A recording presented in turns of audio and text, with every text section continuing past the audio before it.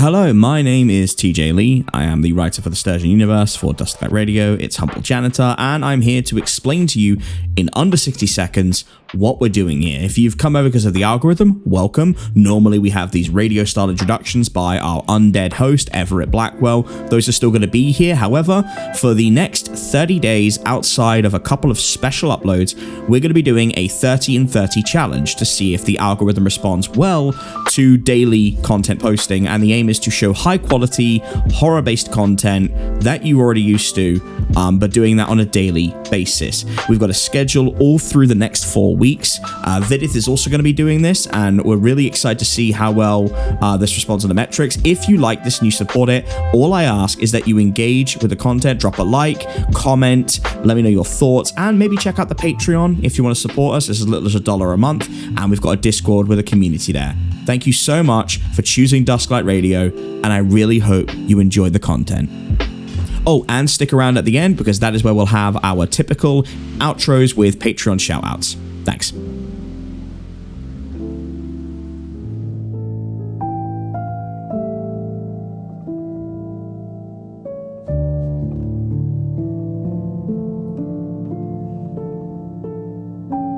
Nothing and no one lived in the house. Nothing except the creeping moss and the attic spiders. No sounds of mirth emanated from within. No did lights of joviality come forth from its large grey windows. For all intents and purposes, it was as silent and welcoming as the grave. The house had no neighbours, unless you can count the toads and bats of the surrounding woodland as fellow men. The crumbling and decayed property stood alone in the horrid dark of deepest gunner's cloth, a large and foreboding patch of woodland on the outskirts of haunted Barton.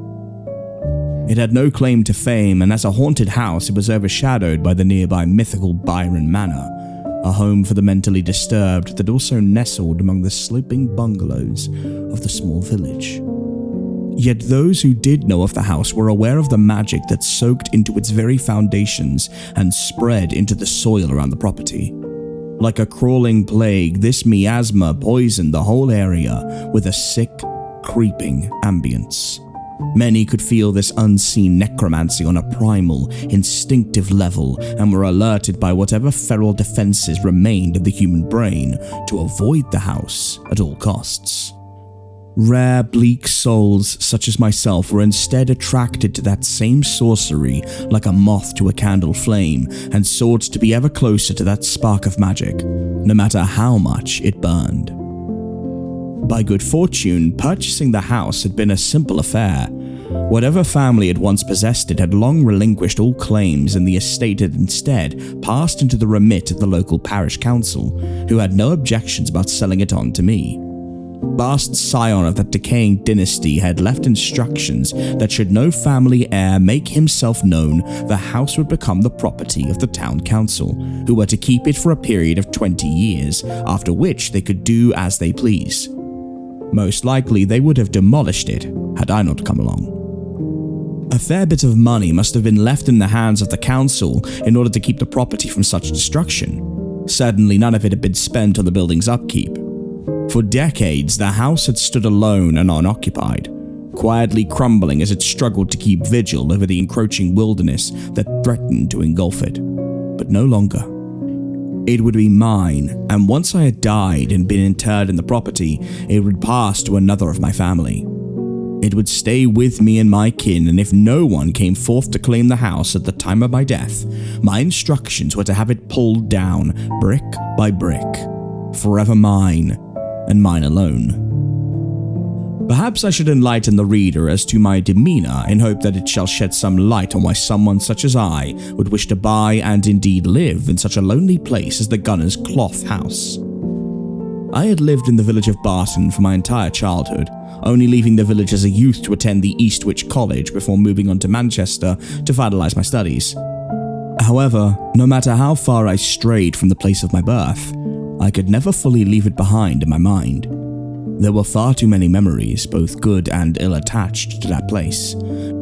Dreams of summers spent running around the plentiful woodlands and the cramped crooked alleys that snaked around the living abodes of Barton's residents. I would often make a trip to Barton on my free days, taking the train to Eastwich and then boarding the bus to the village, watching out of the window for persons familiar to me.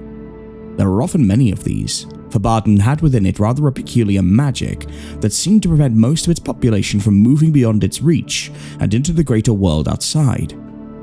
It was during one of my many sojourns into Barton that I first came across the house. I had known since I was a child that there was supposedly a haunted house deep in Gunner's Clough, but never set eyes upon it until I was an adult.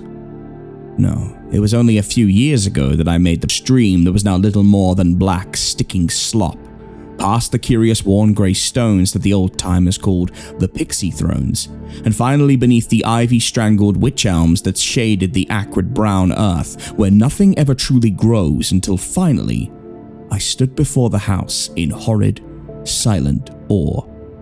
The greasy grey windows and boarded-up door called to me, and I knew that finally I was home. The house had called to me then and felt as if I had always known it.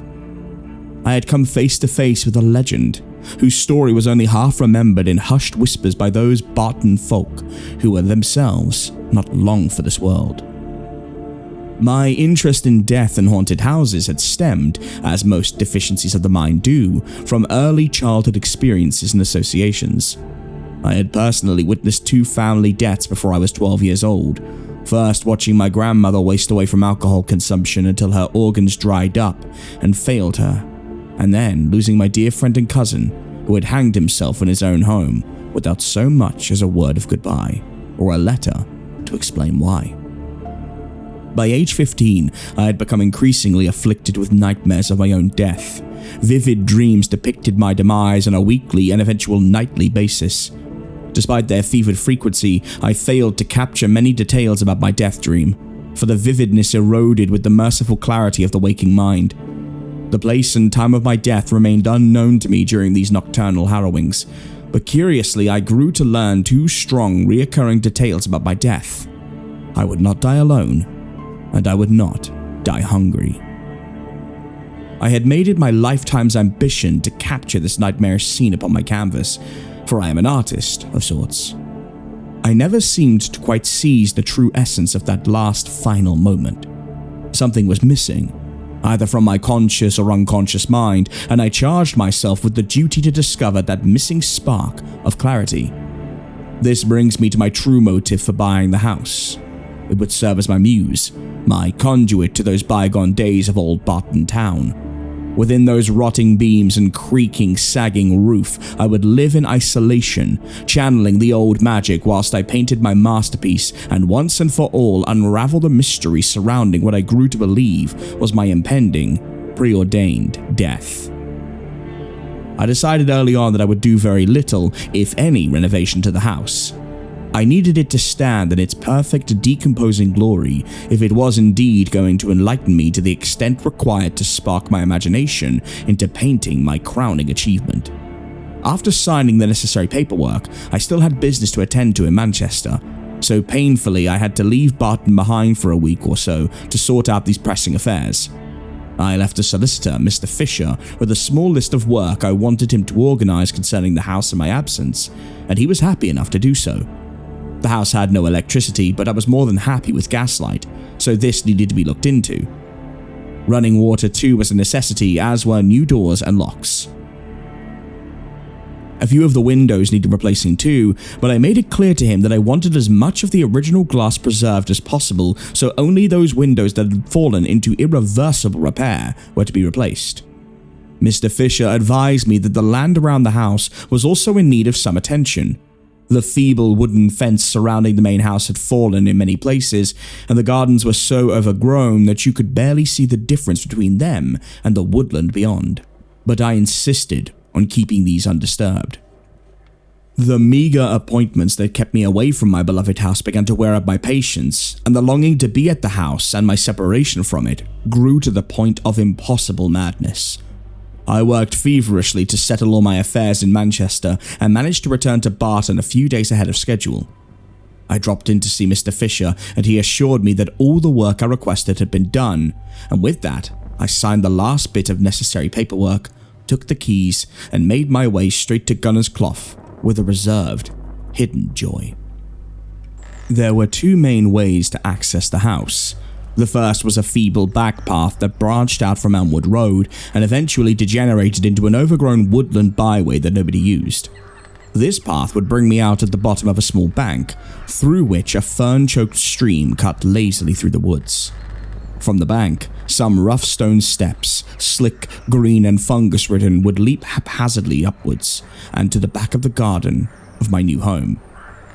The second method of entry was quicker and by far my more preferred. This path cut through the cemetery of Barton Parish and led to the Gunner's Clough at the back. This path would lead me through the trees and after a decent walkthrough would bring me to the front of the house, and so it became my preferred journey. The towering wych elms greeted me as I reached the far end of the graveyard and into Gunner's Clough proper. The autumn sun disappeared quickly as the tangled and gnarled canopy strangled out the rays of light, and in very little time, all was dark and muted. I must re-emphasize the latter because it was unearthly silent in the woodland.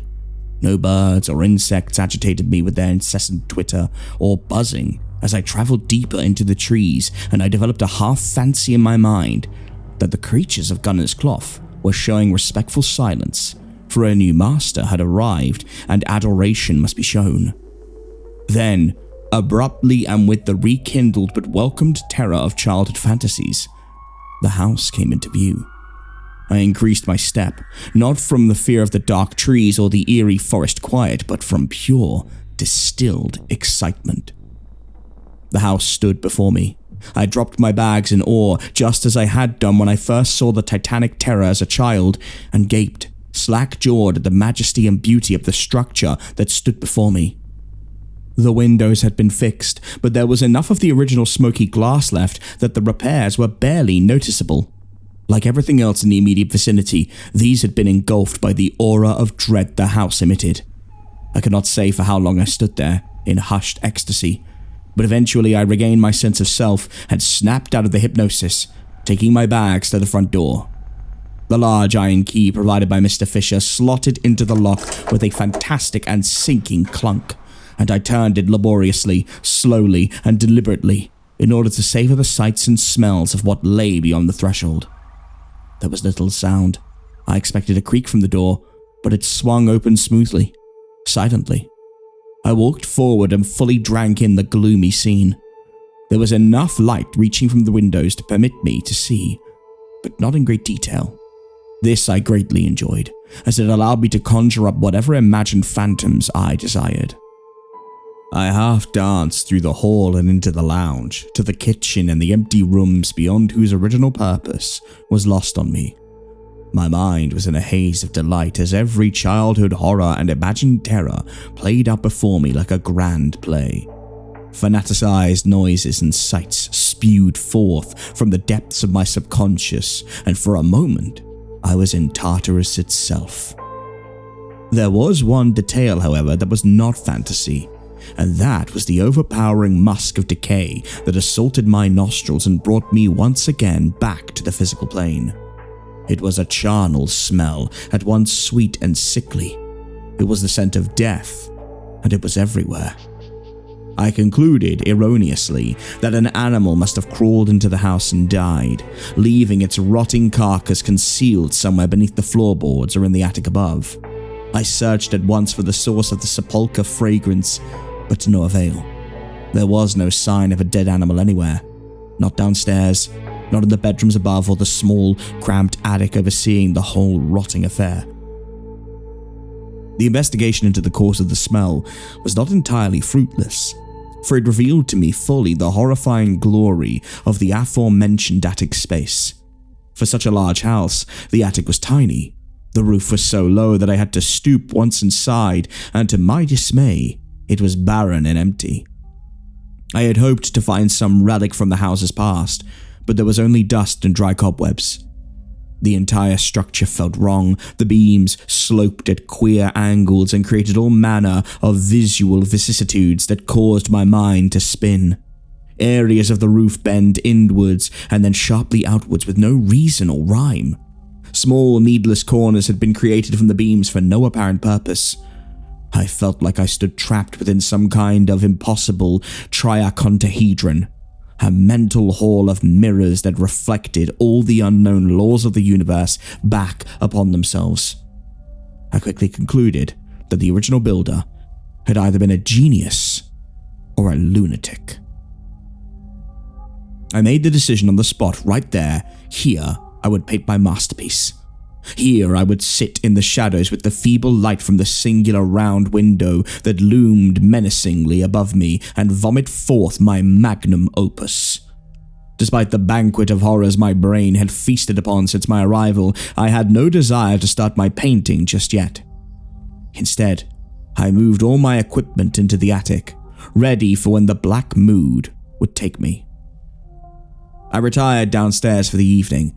I had yet to buy a bed to sleep in, and the crumbling, rotting frame of what was left in the master bedroom was hardly fitting. I unpacked my cases and arranged the essentials: my painting tools, my coffee, which I immediately set to boil on the kitchen stove, and my cigarettes. I had brought some simple foodstuffs: cheese, bread, and cold cooked meat, which I ate in my usual detached way. I resigned myself to an early night, equipping the dusty sofa with a sleeping bag I had brought in Manchester, and slowly welcomed the coming darkness. I had hoped that my first day in the house would inspire me in my usual nightmarish death scene, from which I would transmute paint to the canvas with untold dread in the morning. The dream, however, did not come. At least it did not come in the usual fashion I had come to expect. In its place, an all-new terror had shambled onto the mind's midnight stage, its curtains slowly opening as my eyes gradually closed. I found myself lost in a maze of earth-hewn tunnels, slick with niter and damp to the touch. I knew I had to be underground, but how far down, I could not tell. I had only a hand lamp for light, and I made my way along the twisting charnel corridor with no sense of purpose or reason, pressing forward into the waiting gloom. Gibbering sounds could be heard echoing all around me from an unknown direction, half barks and half hushed voices. I strained to make out the words they spoke.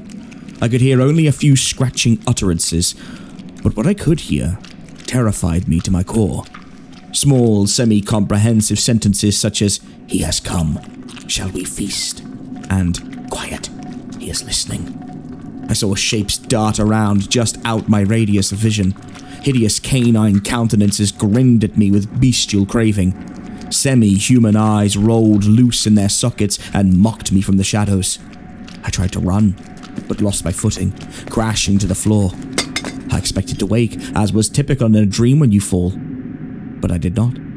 My lamp shattered on the ground and the light instantly disappeared, gobbled up by the hungry darkness. And they came for me. Dozens upon dozens of eyes, swollen and misshapen. I felt claws embrace me like iron vices, and in the blackness, I felt my body rise from the floor. My scene suddenly shifted.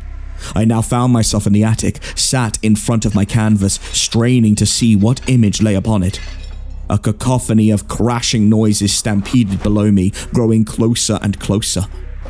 I panicked, picking up a nearby brush and frantically tried to finish the piece I had started.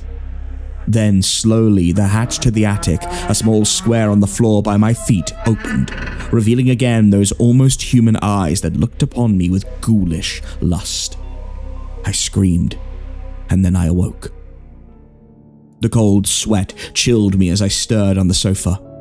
I looked around and half expected to see one of my fiendish adversaries waiting to pounce. But mercifully, I was alone. Sunlight penetrated the lounge window, and I looked at my watch to see the morning had passed me by. It was 2:15 in the afternoon, and I had grossly overslept. Despite my uncharacteristic dozing, I did not feel refreshed in the least. In fact, I felt quite the opposite, and could have slept for much longer had I been an undisciplined man. I made breakfast and went into the back garden, where I lit a cigarette and strolled around in the brisk air, taking in the sights of the woodland beyond. Unlike my initial arrival, there was now activity among the creatures of Gunner's Clough, and all manner of beasts were happily singing, chirping, and croaking away. The noise was so loud, in fact, that I finished my cigarette quickly and went back into the house, pulling my collar up against the cold. I still felt no compulsion to paint and did not visit the attic at all that day. In fact, I actively avoided entering the place. My muscles were sore, a product of my poor sleeping conditions, and I wandered around the house from room to room like a lost soul searching for purpose. As I made a second trip around the ground floor rooms, I also noticed that the rotten smell I first encountered the day before was now gone. I cannot say I was not pleased about this.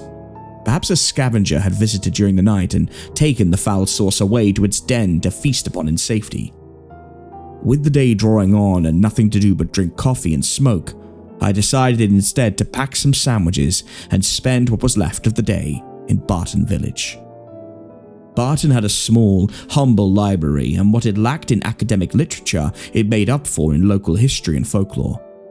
My area of search was, quite naturally, the house. With help from the hoary librarian who had served at the library for as long as I could remember, I was able to track down some scant information concerning the house in the woods and the family who had once laid claim to it.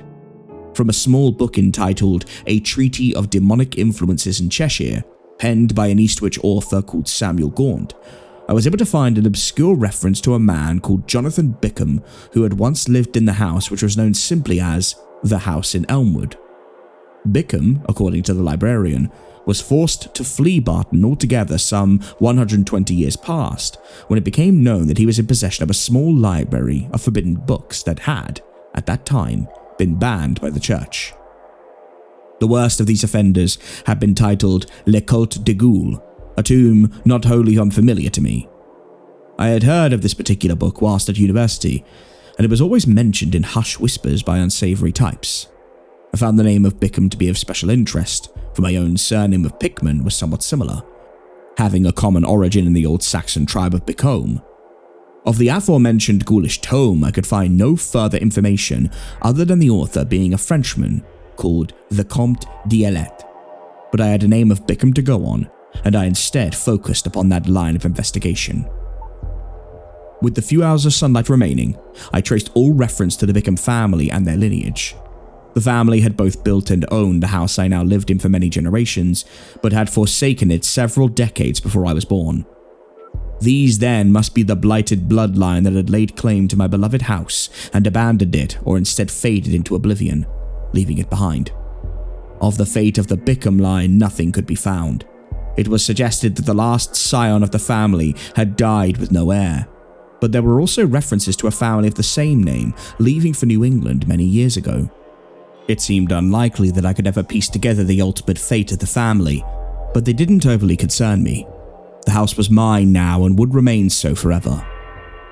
My sandwiches remained uneaten, and I discarded them into a nearby hedge on my walk back through the crooked alleyways and cramped bungalows of Barton. The dying sun painted the village with maddening shades of oranges and pinks, all the while casting long, mutated shadows that transformed even the most innocuous of objects into nameless terrors. As I opened the gate to take my cadaverous shortcut, I realized the unique opportunity presented to me to further my research, and took it with celeritas conviction. Row upon row of weathered headstones offered me a different sort of library, and I searched gleefully for the name of Bickham among the weathered gravestones. Confusingly, my search ended in disappointment, for not a single stone bore the name I feverishly sought. That not a single Bickham graced those lifeless cribs diffused me greatly, and I retired back to my house, defeated and sour. As I made my way along the darkening woodland path, I once again noticed the lack of animal sounds.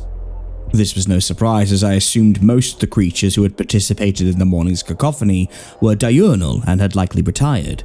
But still, the silence was oppressive and followed me all the way back to my home. I lit the gas lamps in the lounge and drank in the somber surroundings I would once again be calling my bedroom for the night. The sun had now completely vanished from the sky, allowing the stars and moon to take the stage and perform their indifferent watch over the darkened earth. It had been my intention to pen a letter to a learned friend in Manchester concerning Le Culte de Ghoul, but as I took pen to paper, a wave of apathy took hold of me, and I suddenly found myself drowsy and languid. Once more, I found myself in the tunnels. This time, the light was even dimmer as I gripped a half-dying candle and not a lamp. The impression of being even further beneath the earth gripped me, and I wandered aimlessly in random directions, occasionally tripping over stray rocks and other debris whose hollow clicking and clattering sent a chill racing up my spine. The tunnel grew wider as I traveled and opened up before me in a large, almost square chamber, lined with row upon row of long, wooden coffins. The darkness hampered my investigation, but I could make out dozens of the horrid cradles, some open and scattered, others arranged haphazardly atop one another. For the first time in my history of nightmarish hallucinations, the reality of what I was seeing started to become apparent. This did not feel like a dream. As this realization overtook me, a voice whispered from behind me and into my ear, its words mumbled and mercifully incomprehensible. As I felt that fetid breath upon the back of my neck, I was taken by the sensation of a sudden rising and found myself flung once more into the lonesome confines of the attic above. Again, I squatted in front of the canvas, straining to see what was painted upon it. The work appeared more complete than in my previous dream, and I noticed I was holding a brush in my right hand, whilst something cold and gelatinous lay clutched in the other. The face at the attic door gibbered once again, and as I looked down, I saw not one, but several sets of eyes through the thin gap. Several sets of huge, swollen spheres of mad jelly lay focused upon me, rolling around unblinkingly in their dead, fleshy sockets. I did my best to ignore them and continued to paint.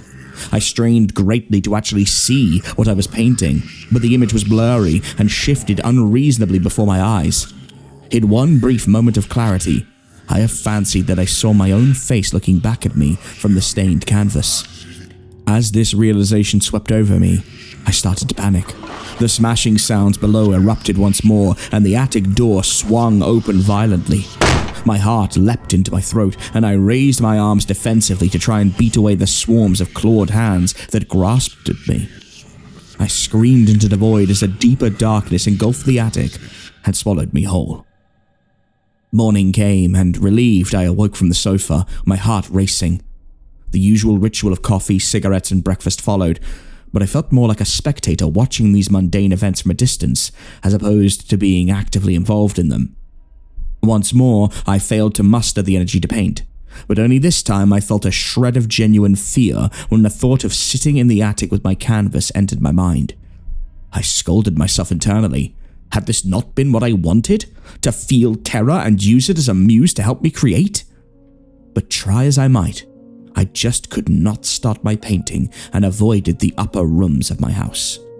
Instead, I looked upon the makeshift writing desk where I had begun my letter the night before and decided to finish what I had started. In addition to asking my friend about L'École de Gaulle, I also asked if he could make use of the superb facilities of the Manchester Library and find out all and any information concerning the Bickham family of Cheshire. I would have left for Manchester myself, but I was loath to leave my house, lest I lose the aura of horror it had projected upon me. For no matter how much the fear would grip me, in the end I was certain in my conviction that I could transform it into creativity. In the meantime, I would impose upon a nearby source of information that quite literally stood on my doorstep. Leaving my house, I walked towards the parish church in search of its priest, in hopes that he may know why no Bickham rested in his cemetery. As luck would have it, I stumbled upon him just as I exited the woodland. He stood, with his back turned to me, slightly hunched over a headstone on the outskirts of the graveyard, and as I approached I could see that it was curiously entangled with a matted net of lush green ivy that had snaked its way around a peculiar worn and weather-beaten headstone. I made no attempt to mask my presence, as I didn't wish to startle him, for he seemed oblivious and lost in his work. He had in his hand a notepad, and on the floor nearby lay several old and large tomes, similar in character to those I had read at the Barton Library. I had to cough in that repugnant and obvious manner in order to gain his attention, which it did. I introduced myself quickly, and he likewise. Reverend Stephen Spencer was his name, and he did not seem keen to speak to me at all. I got straight to the point quickly and asked why, despite being a resident family for generations, there were no Bickham family buried on the grounds. In a detached and wholly disinterested manner, he replied quickly and simply. The Bickham family, he explained, had special permission from the council to inter their dead upon their property. There was, he guessed, a family tomb or crypt of some sorts in the Gunner's Clough where the deceased Bickmans now lay. He did, however, warn that several years ago an incident of flooding had caused large sections of the woodland bank to collapse and erode, revealing long-buried caskets that may or may not belong to the family. With that, he went straight back to his ivy-shrouded headstone, and even when I thanked him for the information, he dismissed it with a wave of his hand in a clearly agitated manner. I recognized a kindred soul within that grey flesh of Reverend Spencer, and did not wish to disturb him further. I had a much more exciting engagement to keep, and after dropping off my letter to my Manchester colleague at the local post office, I started my lurid treasure hunt in the Gunner's Clough woodland. I had little idea of where to start my search for the hidden mausoleum, but due to the Reverend's story of exhumed graves, assumed it would be somewhere near the sloping forest banks to the back of the property. As I have said earlier, the distinction between garden and forest was at best difficult to discern, and I stumbled through bramble and nettle alike, suffering the tiny barbs those of needless weeds as I pressed on further and further. The trees and ferns grew denser and thicker as I ambled carelessly through the foliage, and after what seemed like an eternity of struggling and scraping, my eyes finally set sight upon that which I had sought. Standing proudly and defiant within a clearing that was no less than a perfect circle of withered wych elms, the final resting place of the deceased Bickmans lay before me. I walked within that ring of sinister, ligneous guardians and watched as a cascade of brown leaves danced around the clearing, carried upon a chill breeze that manifested as I drew ever closer to my prize. The stone was grey in areas, but mostly covered in fine green moss that looked like a coat of sickly fur. The Roman-like pillars that crowned the rusted metal entrance had cracked and crumbled beyond repair, but betrayed an obvious 18th century Romantic period construction. 2 large vases sat squat in front of the pillars, and both had accumulated a body of brown, foul-smelling water above, which scores of insect intruders buzzed. The appearance of flies was uncommon for this time of year, but given their appetites they could flourish in autumn and beyond, providing the right banquet was provided.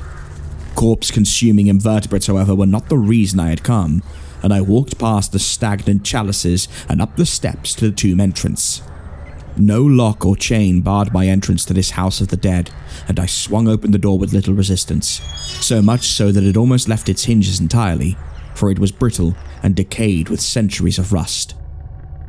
What lay inside the dark was of little surprise. Shelves had been carved into the walls for the express purpose of housing mortal remains, of which only a few rotted coffins remained.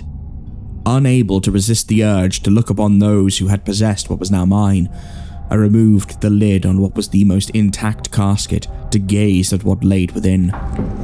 To my surprise, no grinning skulls or osseous fragments lay within. Rather, there was something that was at once so mundane and harmless, and yet also so horrifyingly suggestible. For within the coffin there simply lay a mass of rocks and bricks, far too many to have been placed there by mistake, and there was no way that they had come there by accident. I quickly inspected the other coffins, and they too held within their depths only the same cold collection of stone. I leaned against the inner wall of the mausoleum and rattled my brains for an explanation, and just as one was forming in that dark corner of my mind from whence the fantastical is drawn, I noticed something on the floor that I had previously missed during my investigation. A door. It was a stone hatch shot through with a thick rusted ring that lay at the back of the tomb, fitting into the floor. Rocks and debris lay upon it, along with piles of dust, but even though there was precious little light in the building, I could see the unmistakable outline of this hidden entrance. I hurried over and dropped to my knees, swatting the sediment of ages away until the trapdoor was free of obstacles. I tried the ring and found it stubborn and difficult to dislodge, but bracing myself with both legs bent and both hands wrapped around the iron ring, I pulled with all the strength my feeble frame could muster, and in one moment of total victory, the trapdoor relinquished and gave up its secret. What greeted me once the lid was removed was a thin cast iron ladder, bolted to the side of the cavity and leading directly downwards into the dark below. I cursed inwardly for not having a source of light with me, and then remembered my matches in my trouser pocket. Striking one against the stone floor, I looked at it reluctantly. Clearly, it would not provide much, and had I been in a more reasonable frame of mind, I would have made my way back to the house to fetch a lantern. I had come so far, however, and I longed to press forward further. I descended the ladder and thankfully found it quite sturdy despite its obvious age. It was more or less still attached to the wall, even though it rattled with a hollow metallic sound as I descended. The journey downwards lasted much longer than I anticipated, and on occasion I could feel the ladder sway gently as I forced my weight downwards. Thankfully, it held throughout my entire descent, and when I finally reached the bottom, the entrance at the top looked further away than I was comfortable with. My match had of course extinguished, so I lit another and walked forward. I was in a tunnel. It was damp and musty, and even though it was obviously man-made, there was a slick, natural look to the walls. There were no sconces for candles or lanterns lining those brown walls, a fact I cursed as the match quickly burnt out, forcing me to light another. I had travelled some 20 yards when the tunnel turned into a crossroads, intersecting with another passage which gave me 3 new possible routes with which to continue my insane sojourn. I decided to head straight forward, less chance of getting lost that way, and just as I was about to press forward, I stood upon something that crunched underfoot. A little startled, my match dropped to the ground and I knelt down to light another so I could see what I had disturbed on the ground. As the pale orange glow flared up and then shrunk into the semi-useful flame that had guided me this far, I could see the light reflect off what happened to be broken glass. I looked around and instantly recognized what was cast upon the floor of that nightmarish burrow. It was my lamp. The one I had dropped and shattered during that insane dream I experienced several nights past. Panicking, I knelt down and picked up the shards, frantically examining them in the hopes that I was wrong. I flitted between rationality and insanity. How could this be? As I pondered the madness of my situation, I suddenly became aware of a presence behind me. I froze, unable to move. I knew I was awake, but I closed my eyes in the hopes that I was wrong. As the shuffling noise behind me edged closer, I squinted my eyes as hard as I could, begging whichever god was listening to allow me to leave this nightmare. A cold hand gently laid itself upon my right shoulder, followed by another on my left. The chill caused my flesh to crawl and shrink away, and without a moment's hesitation, I ran into the darkness. Somewhere ahead, I stumbled and was sent crashing into the ground. The darkness slowly coalesced around me as a welcoming unconsciousness washed over my mind. It was dark when I woke upon the sofa. I must have passed out and hit my head upon the tunnel floor, for several small cuts now graced my brow.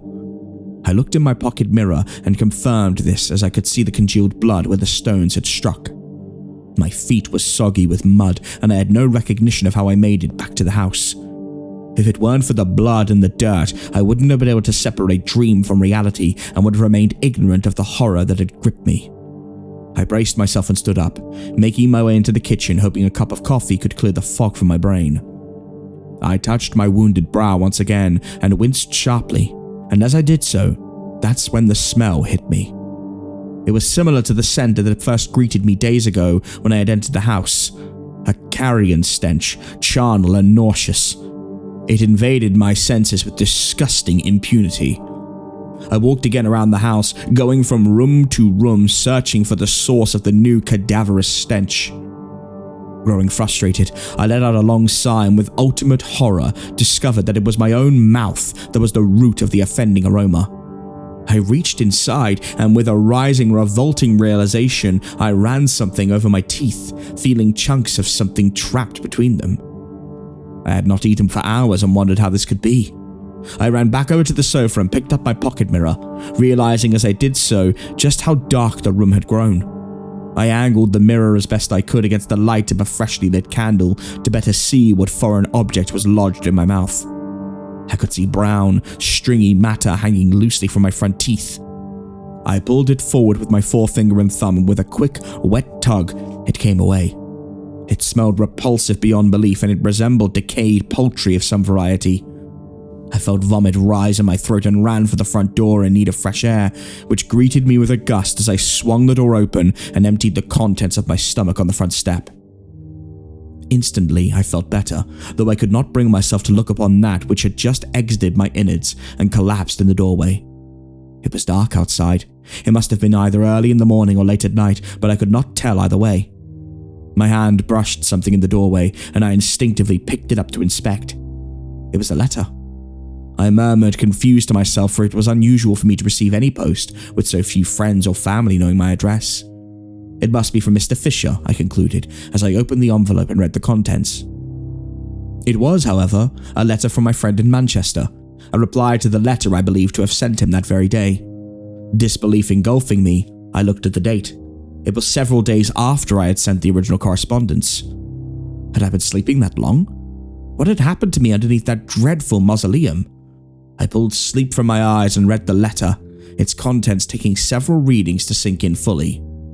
Martin. Not only do I never hear from you unless you want something from me, but now you want me to research your own lineage for you. Oh well, I guess you're either too focused on your painting or too lazy to get this information for yourself. But ever your servant, I have done as you asked. Concerning Le Comte de Gaulle, yes, I have heard of it, as I am sure many of our associates have.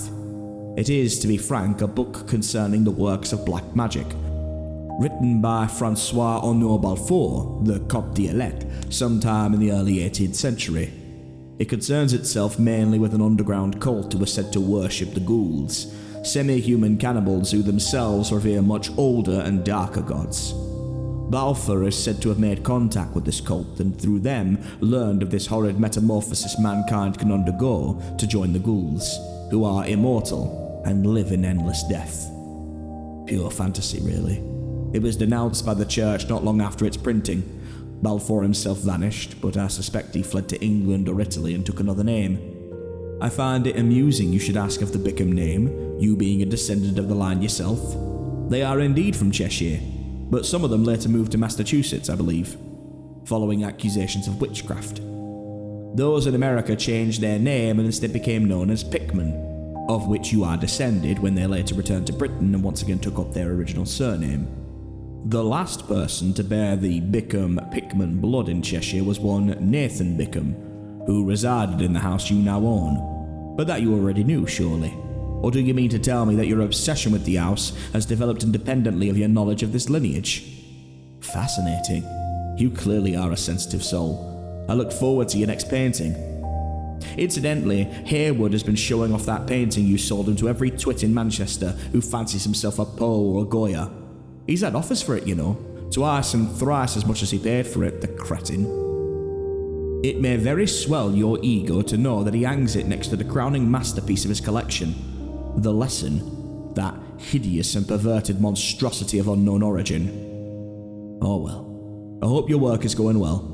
I really must come and visit you, time permitting. Yours, E.D. I crumpled up the letter and cast it aside, knowing now the full horror of what was in store for me. Smudges of paint on my hands confirmed what I had suspected.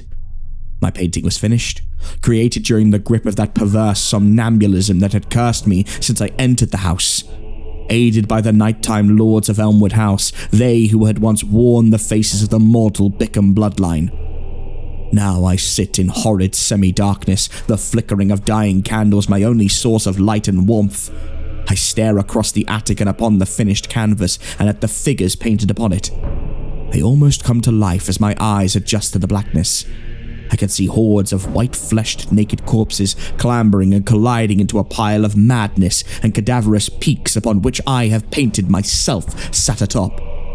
A slab of meat has been painted clutched in my hands and a look of unbridled lust portrayed on my face. I can hear the horde below me, crashing and breaking through the house. They are coming for me, coming to welcome one of their own into the pack. This is how I will die. This is how I always knew I would die. Even though I now understand the horrid truth, one detail still eludes me. They are here to force upon me that last and final act that will secure my place in their immortal ranks for all time, until the stars die and the old ones are free once more to roam the dark corners of man's domain. What I do not know, however, is this. When the end comes, and I look upon that lifeless flesh in my hands, Will I lick my lips with glee, as the painting shows I will? Or will my weak and feeble body instead provide the feast for those hideous tenants who even now slowly open the door to the attic, and who, since time immemorial, have laired beneath the Elmwood house? The house in the woods. The house of dead gods.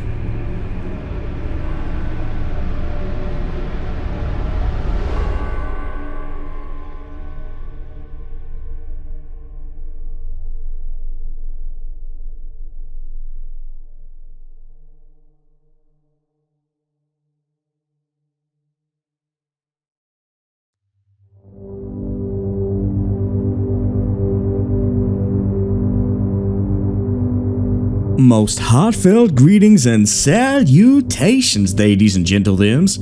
I eagerly welcome you to Sturgeon's most premier station, Dusklight Radio, hosted by yours truly, the effervescent, ethereal, and immersive Everett J. Blackwell.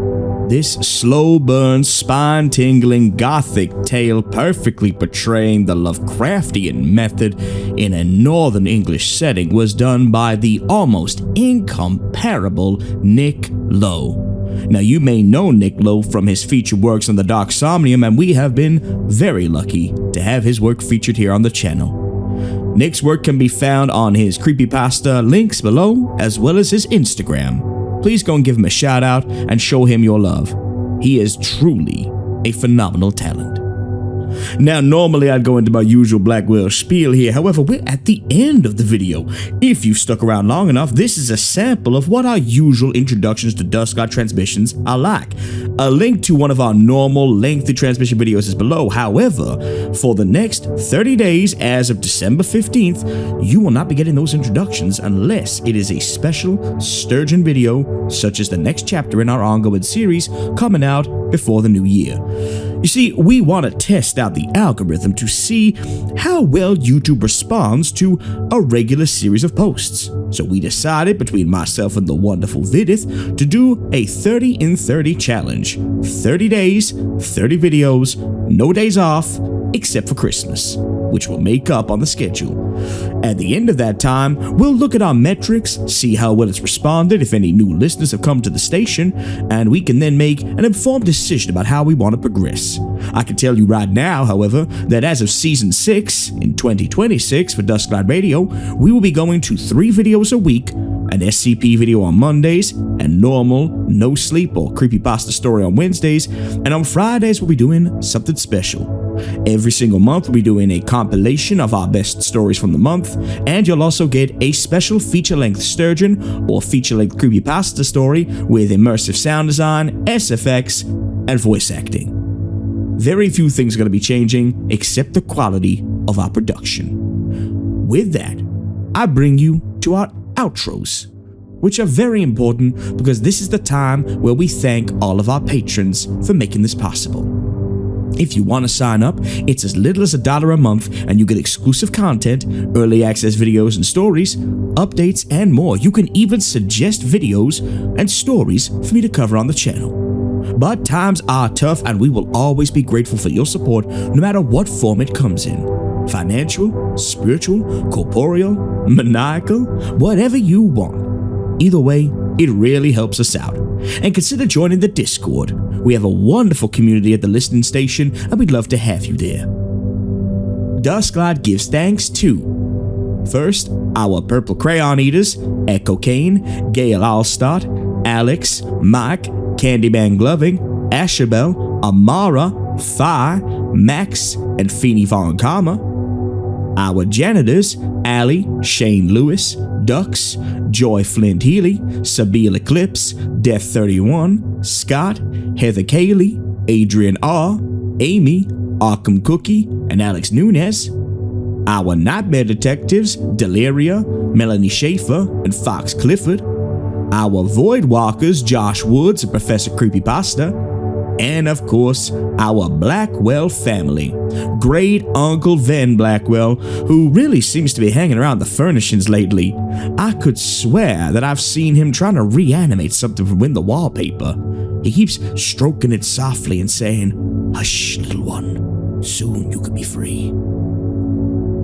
Ethan Blackwell, the master of repo and infuriating the outer gods alongside his BFF, Jimmy. Jackal Blackwell, the scourge of gas station sushi outlets. Clue Blackwell, the twisting, shambling horror. Tabitha Blackwell, wearing a muscle tee with Kyo's face as a skull she smashed, declaring herself the Spine Queen. And of course, Papa Kyle Blackwell, preparing his greatest weapon, the Spine Lord, and his many, many legions of bone fragments. We love and fear you, Papa, and we thank you humbly for your patronage and look to see you bright and early for Dusklight orientation. Purple crayons and existential dread will be provided.